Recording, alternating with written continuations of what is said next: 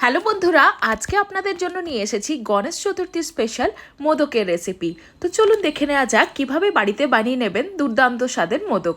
এর জন্য প্যানের মধ্যে ঘি গরম করে সুজি দিয়ে ভালো করে হালকা আঁচে ফ্রাই করে নেব। এরপর সুজির মধ্যে দিয়ে দিচ্ছি পরিমাণ মতো চিনি আর দিয়ে দেব গরম দুধ। দুধ দেওয়ার পরে সুজিটাকে ভালো করে মিশিয়ে নিতে হবে। দুধের পরিমাণটা একটু বেশি রাখলে ভালো হয়। ওপর থেকে একটু মিল্ক পাউডারও ছড়িয়ে দিচ্ছি, এতে টেস্টটা আরও ভালো আসবে। আর এরকমভাবে সুজিটা নাড়তে হবে যতক্ষণ না পর্যন্ত সুজিটা পুরোপুরি গাঢ় হয়ে যায় আর প্যান থেকে ছাড়া শুরু হয়ে যায়।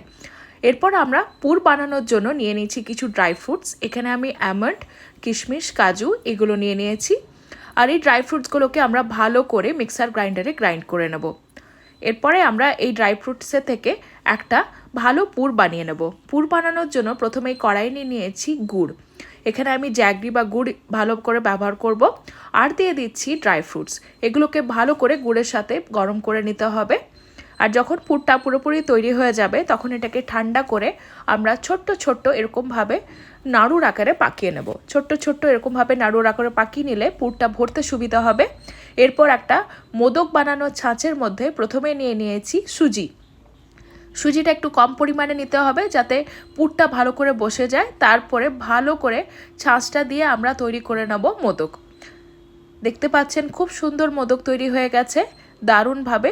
আর এটা খেতেও দারুণ টেস্টি হয়েছে। আপনারাও বাড়িতে বানিয়ে ফেলুন, কেমন লাগলো জানাবেন। ধন্যবাদ।